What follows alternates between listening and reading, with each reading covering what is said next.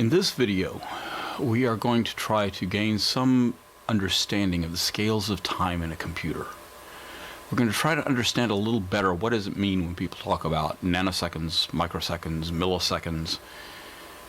Compared to our human perception, these are all very short periods of time. So fast that we can't really imagine them. Years ago, there was a pioneer of the field of computer science by the name of Grace Murray Hopper. She was a fascinating character, a force of nature. If you haven't heard of her, you need to go and study her. But she used to go and give talks quite frequently. And she was disturbed by how little the people in these talks seemed to understand the nature of the scales of time. So she wanted something more concrete, something to show them exactly what a nanosecond was like. What was a microsecond like? So she tells the story of how she went to the lab and asked the technicians to give her a nanosecond. And the technicians looked at her with a great deal of confusion. What do you mean by give you a nanosecond? She said, I want a piece of wire that is 1 nanosecond long. Now, we're making a little bit of an approximation here, but let's just ballpark say that the signal travels through wire at about the speed of light. How far does it travel in 1 nanosecond? Well, it turns out to be about 11 inches, a little shy of 1 foot. In other words, this is a nanosecond. Well, Hopper loved the idea. Said, this is perfect. Cut me a bunch of these things. And when she would go and give talks, she would pass them out so that everyone could take home their own personal nanosecond. Today, those nanoseconds that were handed out by Hopper at her talks are prized possessions. The people who own them, in some cases, have listed in their will who gets the nanosecond. This one, alas, did not come from Grace Hopper. I did get a chance to hear her speak once when I was quite young, but she didn't give us nanoseconds that day. But I love the physical, tangible sense of what a nanosecond is.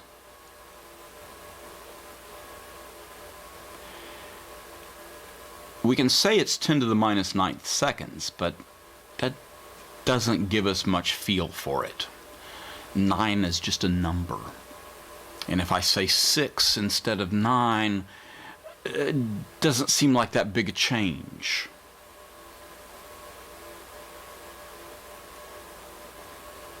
But 10 to the minus 6th is what a microsecond is. So if this is a nanosecond, how big is a microsecond?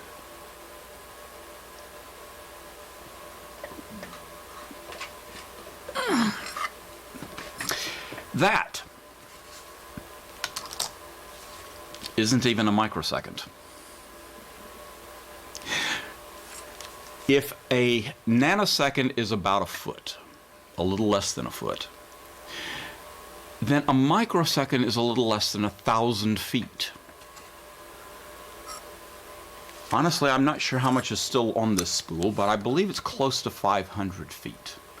So a microsecond is about twice this much wire.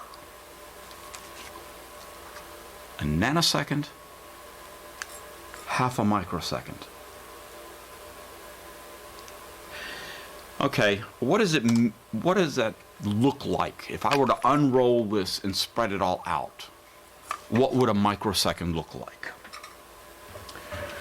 Well, if we think about American football, Most of you are probably somewhat familiar with the idea of a football field, or similarly a soccer field. Well, in American football, the length of the field between the goal lines is 100 yards. A yard is 3 feet. So that would make each field about 300 feet. If a microsecond is a little less than 1,000 feet, then you have to picture 3 football fields end to end. That's 1 microsecond. That's a nanosecond. A microsecond is 3 football fields end to end.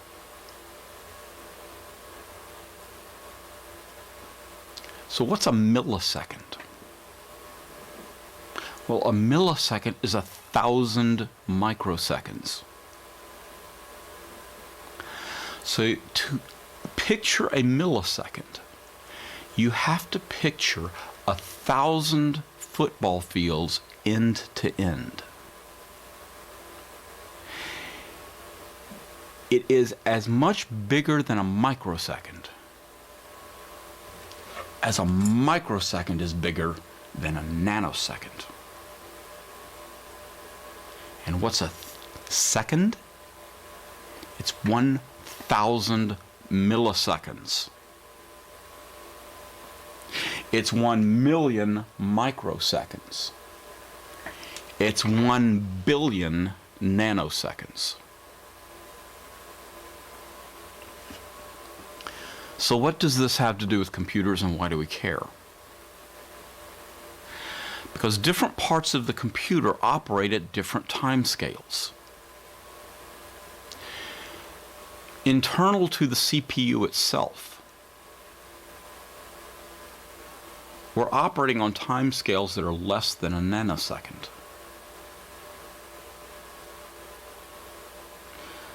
The time that it takes to access a register in the CPU, or the time that it takes to decide whether to take a branch instruction or not. These are very short periods of time. Less than even this. When we talk about how long it takes for the CPU to go to memory and pull a number out of memory, or to store a number into memory, well, that's probably going to be measured in terms of multiple ones of these nanoseconds.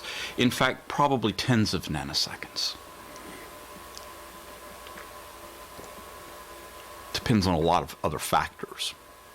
But a few to 10 or so nanoseconds.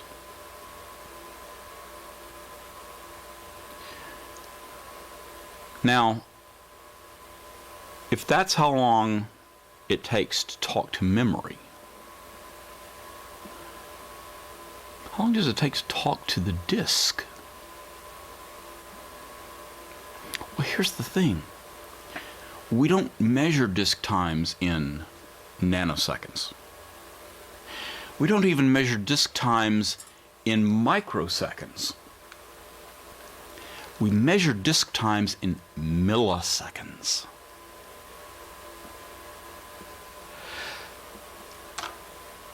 So if you have a disk drive that takes 10 milliseconds to go get the data from, this is half a microsecond.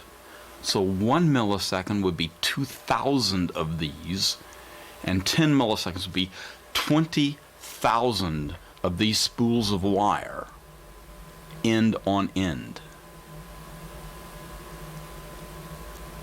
That would be 10 milliseconds. 1/100th of a second. So when you're talking about, I don't need to worry about memory because the computer will use the disk for memory if I run out of real memory. Think about how long it takes to talk to the disk compared to how long it takes to talk to the memory. These are the time scales you need to be used to. A computer scientist must have an intuitive sense of time scales like this, and milliseconds, and seconds.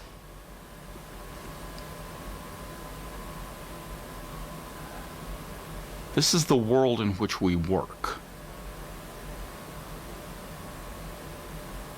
Grace Hopper, when she would hand these out, would also have a microsecond with her.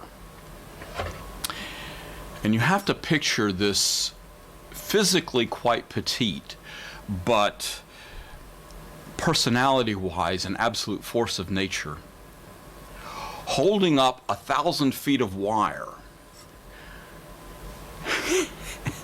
And the way she put it one time, I want to hang one of these around the neck of every programmer that wastes them.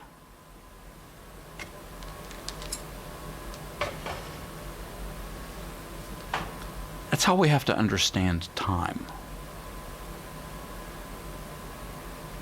The world of the computer lives on time scales that is very difficult for us as humans to really get our minds around.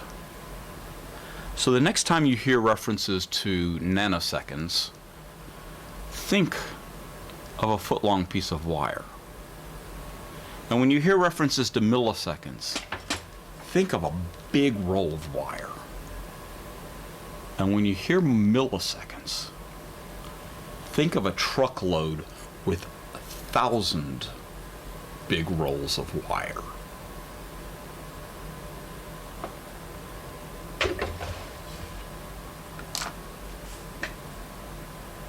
That's the world of time that we live in.